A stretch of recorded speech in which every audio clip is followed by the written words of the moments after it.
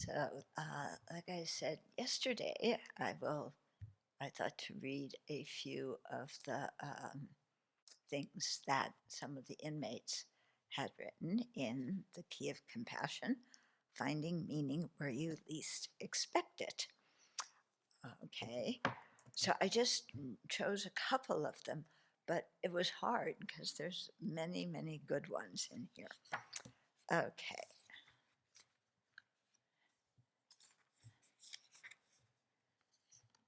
Okay, so this one is called Compassion in the Kitchen.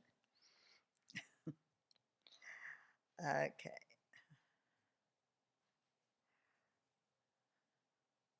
so so he's saying, I am still struggling to answer the question. Um, oh, okay, well, I'll start at the beginning. I was going to try and shorten it, but anyway. Okay, when my job as a paint crew worker was eliminated, because they often work in prisons for like pennies an hour wages, literally pennies. Um, when my job was eliminated, I found myself with two available options. I could either be moved off the workers' gallery, where I have spent years developing friendships and have enjoyed a few perks, such as a larger cell, daily showers, and night yard during the summer months. That is happiness in prison. Or I could take the only available job and work in the kitchen. I went with option two. The question became, how do I deal with a less than positive, sometimes degrading and dangerous ongoing situation in a manner that will allow me opportunities to live with as much quality, personal growth, and contribution to others as possible? Yeah, working in the prison is not, kitchen is not easy. I am still struggling to answer that question even after 6 months in the kitchen.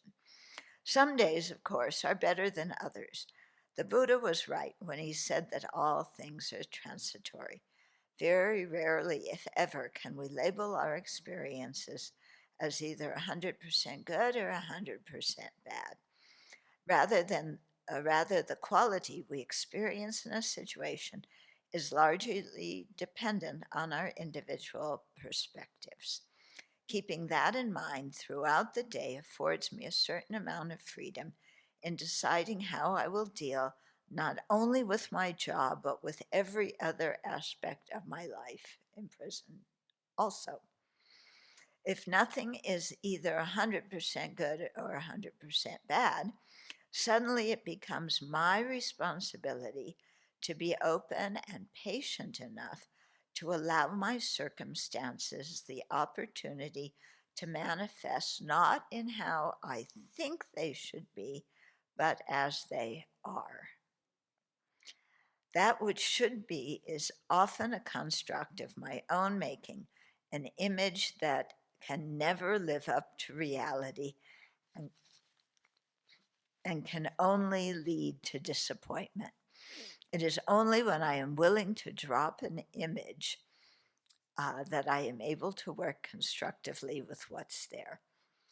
I was able to put this into practice for a few moments last week when, after setting up the bulk of the lunch line after breakfast was cleared and the steam tables cleaned, I had the opportunity to take my breakfast tray, because he was eating after everybody else.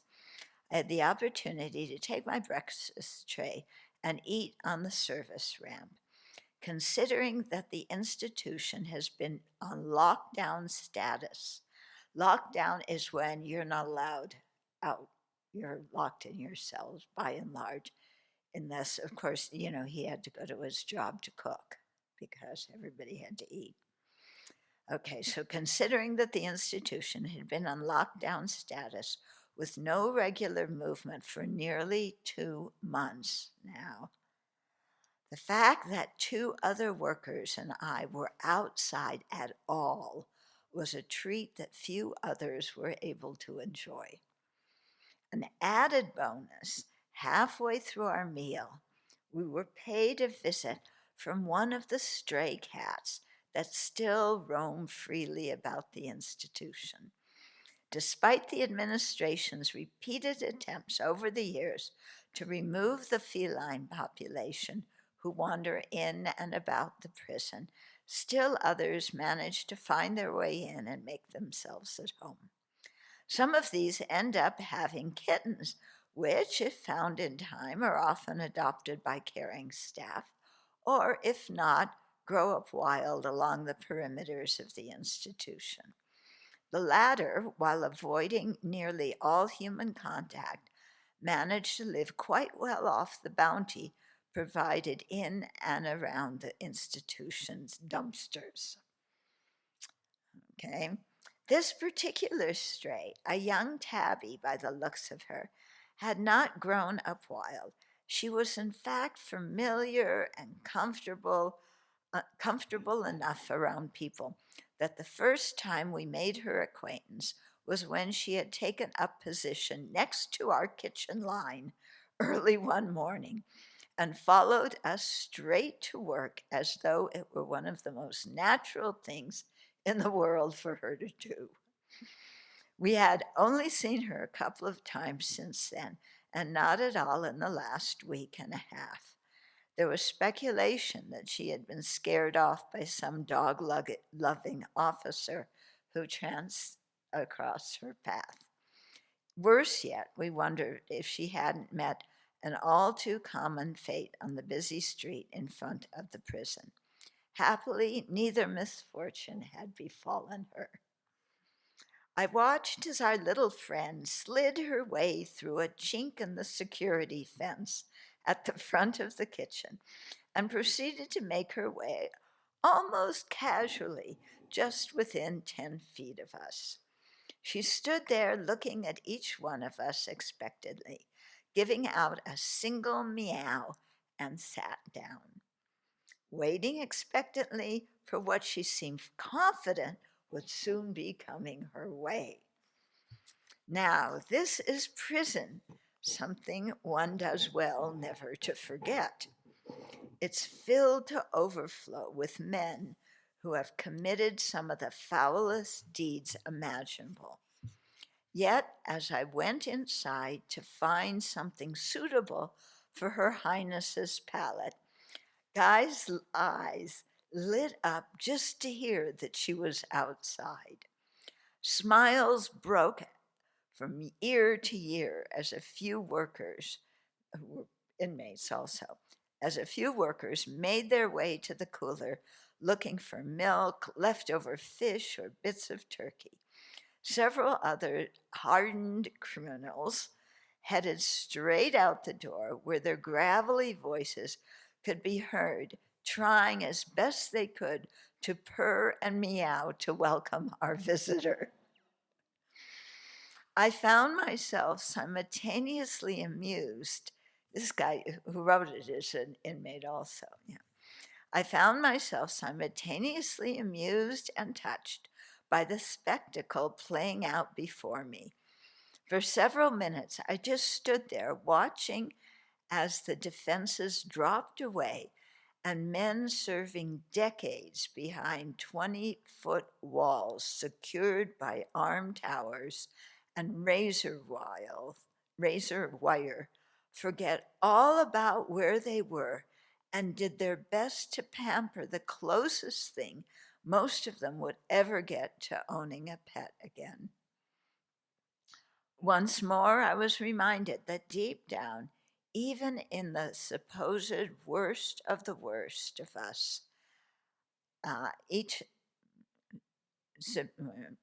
reminded that deep down, even in the supposed worst of the worst of us, that each one of us have at least a spark of that incomparable Buddha nature left inside.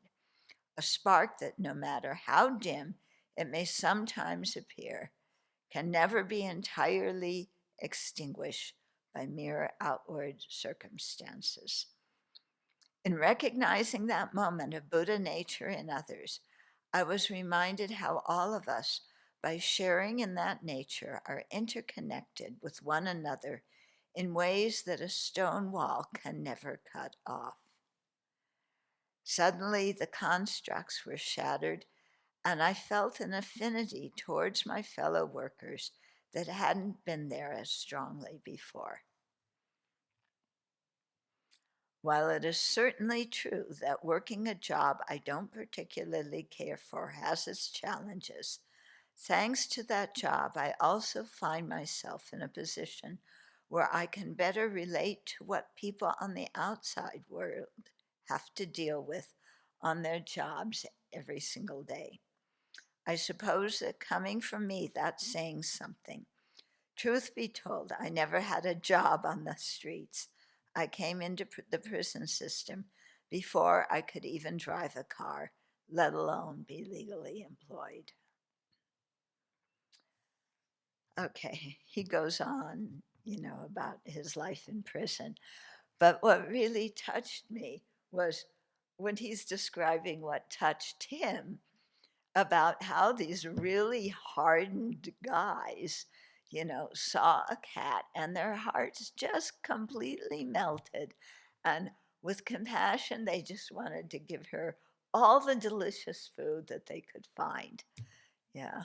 And it reminded me of another story. I can't remember if it's in here or not, of another inmate who told me that in his cell one day, or in the locker, the shelf in his cell one day, he found a mama mouse with her babies. And this was just completely, again, oh, it's a living being, yeah, that I can connect with, that needs help. I want to help this mama mouse and her babies. So he relocated her. I think maybe he had found her not in his room, but in a pipe. And so he was worried that they would all get flushed away, you know. But again, he wrote this a long story to me about Mama Mouse and her babies, um, and it just because it was so something so valuable to him to connect with another being. Okay, so that was one story. Now there's another one here. Okay, so this one's entitled A Long Awaited Vacation. And I should warn you, it's written with tongue in cheek.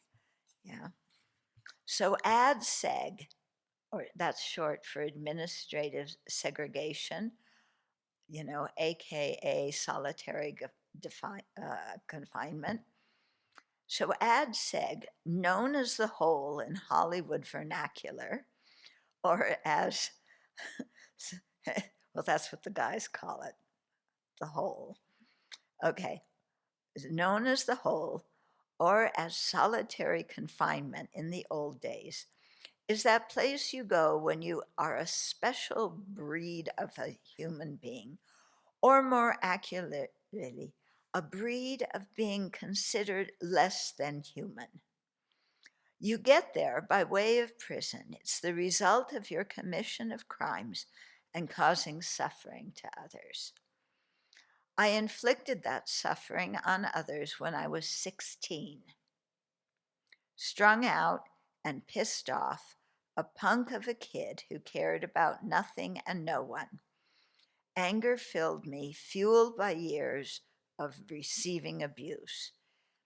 It had bred in me an utter disdain for people. By the time I was 16, I'd had enough of the injustice of suffering, or suffering injustice, as my mind framed it. I'd simply had enough of life, and I decided it was time for the world to know my disgust, my pain. 6 months, a few $1,000s worth of amphetamines, and the worst day of my life later. I was well on my way to Adseg, a vacation spot in the lush rolling hills of southeast Missouri. There was a short layover in a county jail, a brief jury trial, and a life sentence as a juvenile, a life sentence to accomplish, but Adseg was within sight. Usually you don't start out in Adseg, you're in general. At 18, I arrived in prison with a fresh life sentence and a stellar attitude, or not. 2 days in, I had a charming conversation with a man who wanted me to believe that my experience in prison would go much more smoothly if I were his bitch. That means having a sexual relationship with this other guy. He would be the other guy's bitch. Events around that incident drove me so close to Adseg that I could almost smell it. I managed, however, to wait 2 more years before I won my vacation there. One day when I was 20, another offender said to me, "You're with me now." I told him I wasn't a bitch. He slapped me and told me I was. I returned to my cell and took stock of my life. If I had been tired of the abuse leading to my 16th year of life, I was now beyond fed up. Anything, even a long stay in Adseg, seemed a good alternative to the shit that was now deemed to be my life. I ranted at a friend and then borrowed a shank, that's prison jargon, for a homemade knife. I'll resolve this, I thought. Thanks to the daily routine and structure of our lives here, I wouldn't see my would-be daddy, the guy who was propositioning him, I wouldn't see my would-be daddy again for 2 days. It was Monday. I had until Wednesday to determine a course of action. I knew I didn't want to end up on death row, which meant I couldn't kill my new friend. At the same time, I wanted this to be our final confrontation. So I explored my options and strategized. My new friend played chess every Wednesday morning, always at the same table. If I could sneak up behind him, slip the tip of my ice pick between the vertebrae of his upper back, I could paralyze him without killing him. I never got the chance to execute my plan. On Tuesday, the prison guards found the shank hidden in my bottle of baby powder. And so began my vacation in Adseg. It started with a handcuffed escort by 2 officers who boiled it all down to business or pleasure, or why did you do this? Arriving in Adseg, you are greeted by cacophonous cheers and taunts from the other vacationers there, which mix with the clanking of steel doors rattling in their steel tracks and reverberating through the cinder block walls and concrete floors. Escorts deliver you to your suite, a room with no movable objects. Everything is either bolted down or an extension of the structure itself. The concrete bed is joined to a concrete shelf. The stainless steel toilet melds with a stainless steel sink, both beneath the stainless steel mirror. This is all in one cell. Yeah, the 12 feet by 6 feet abode is illuminated by long fluorescent lights that blaze from 5:30 in the morning to 10:30 at night every day. The escorts are kind enough to give you something comfortable to slip into in your new vacation place. Boxers and a t-shirt. They even insist that you slip into your new clothes while they watch intently. Before they leave, they provide a mattress that is more akin to a gym mat than bedding. Left alone to acclimatize to the new environment, you begin the process of growing accustomed to the increased noise level. The noise arises mostly from other vacationers, fellow offenders who lack the skills to fight their boredom 24 hours a day, 7 days a week. Being an ADSEG, yeah, you they seldom bring the library cart around with books. You, I don't think they even have their usual television. There's no day room, and usually you just have time to go to a shower 2 or 3 times a week, and that's usually about it. But he says some more here. So, fellow offenders who lack the skills to fight their boredom 24 hours a day, 7 days a week. No internet, no cell phone, no TV, it's boring. It is not uncommon to hear some of them beating hip hop rhythms on their doors. Others shout chess moves to each other, their voices resounding up and down the walkways. Occasionally, when boredom becomes too great, an adventurous resident will set off the fire sprinkler in their cell, flooding it and the surrounding 10 or 15 cells. Yeah. 2 hours after you first arrive in ADSEG, your escorts return, delivering the handful of property that would be yours for the duration of your ADSEG vacation. I would be there for 9 months. My property, writing materials, socks, boxers, t-shirts, soap, toothpaste, cotton swabs, and one small comb. No shampoo, no baby oil, no lotion, nothing that could be spread on the floor to thwart the efforts of an extraction team if called in to remove an unwilling vacationer from his dwelling. I was 20 years old. No, the routine, sorry, I skipped something. The routine settles in quickly. Showers and razors 3 times a week, 15 minutes each time. No other excursions from the cell. No other distractions from one's alone time. I was 20 years old. I sat in my vacation paradise contemplating. Looking back, my life had been an abyss of misery. I'd known abuse of every type for as long as I could remember.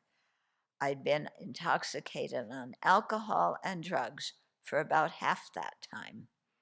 The mountain of suffering I had caused others weighed heavily upon me. I was weary with anger, drugs, and family fights. Weary with the murder trial I had dragged my family and the victim's family through. I looked at my past and I wanted no more of it. I looked to the future, the rest of my life in prison. My head and heart became deeply sunken. I would have killed myself that day if it weren't for my belief in rebirth. Yeah. We had been corresponding for some time. Yeah. Not that I filled a hell realm. That couldn't possibly have been worse than my current dwelling place. Rebirth simply meant that death would bring no reprieve. There I sat, covered in the dripping sweat of my suffering, wallowing in the muck of my life, Tears ran down my face for the first time in 10 years. At that very moment, I embraced the Buddha's teachings. Was I seeking a savior? Certainly not. I had long since given up on that possibility. Was it because I realized something about the sacredness of the teachings? No, it was precisely the lack of holiness that led me to embrace the Dharma. Anyway, what did I know about holy? I was a 20-year-old junkie spending his life in prison for homicide. Yeah, he had killed somebody in a drug deal when he was 16. Sacred and holy were not words in my vocabulary. The bit about life being suffering, I didn't need to be shown that. I knew about that from my own personal experience more deeply than anyone should. It was the idea that there was a choice. That was what hooked me. I could choose not to suffer. That was revolutionary to me, and that is why I chose to devote my life to the Buddha Dharma. I embraced the Dharma because it was practical, because it was everyday. I embraced the Dharma because it wanted to be seen, felt, and lived from moment to moment. I embraced it because it was natural, not supernatural. If the words of a lowly criminal may have any value to you, then I submit this thought. If your Dharma is sacred, you've missed the point. Mystical rituals and secret formulas, holy statues, and thoughtlessly enacted devotional practices. When the mind is enchanted with exotic external things, it is not as though the patient poisons himself with the myth, or it is. Okay, let me say, when the mind is enchanted with exotic external things, it is if though the patient poisons himself with the medicine. If, on the other hand, your Dharma is at home in an unholy place, like a maximum security prison, if it's okay for your Dharma not to have a profound all at once effect, but instead to change your mind a little bit every day, then you get it.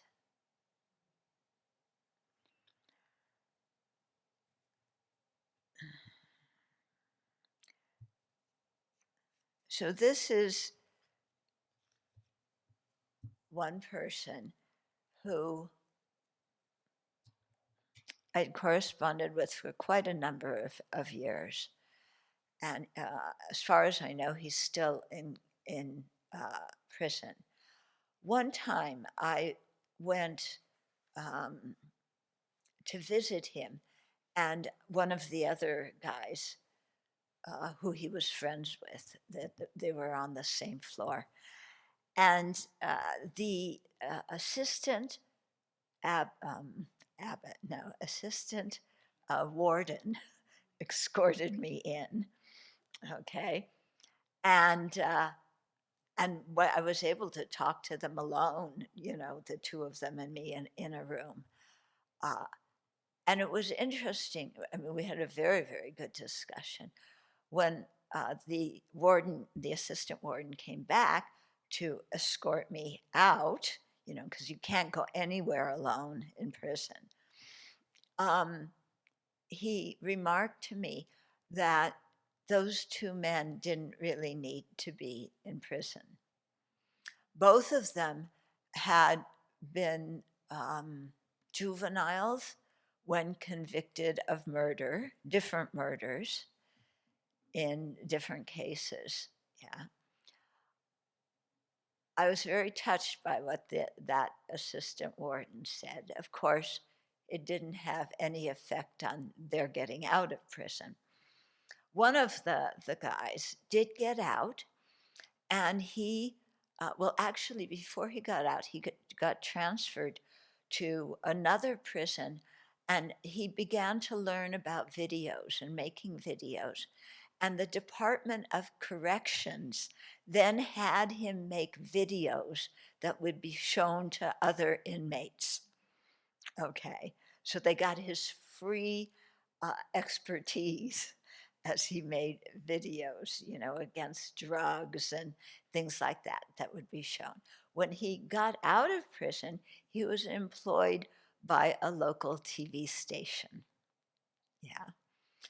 Um, his mother was over the moon when because in his state, they, it was after they were, both of them that were convicted as juveniles without, for life, without the opportunity of parole. There was another case that went to the Supreme Court. It was the Miller case, I think, and they decided that because they were juveniles when convicted, they couldn't take away the possibility for parole. Yeah, they had to give them that possibility, even if they might, again sentence them to stay in prison. So they had to go through this resentencing thing. So one of the guys got resentenced, and that's how he got out. The one who wrote this one, I don't know what actually happened. He got very busy doing all sorts of other activities once he got out of the hole.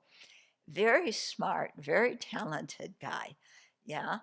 And he developed an internal TV station for the prison that could show educational films and news and things like that, so that the guys would have something educational to watch.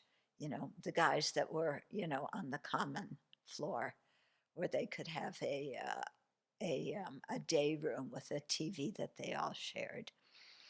Yeah, so he started developing that internal TV station. Um, as it turned out, he was trans, and he became uh, because there was this big thing. And he filed a suit to be able to stay in the prison according to his gender. Yeah, I haven't heard from him in a couple of years because he got so involved in this court case and also in writing to other people who are trans or thinking of having surgery, whatever.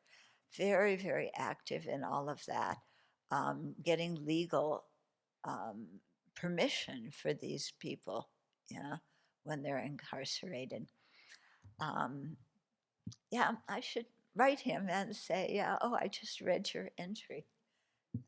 Yeah, I think he would be pleased. But when he told me about his life, it was unbelievable. Yeah.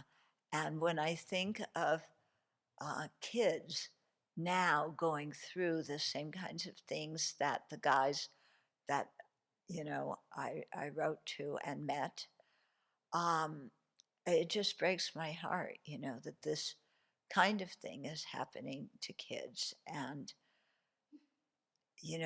why they wind up on the streets or homeless and then in prison. You can see how easy it is to go in that way. But then it's amazing when this guy didn't kill himself because of the Dharma. And then he started to do something to make his life useful for others.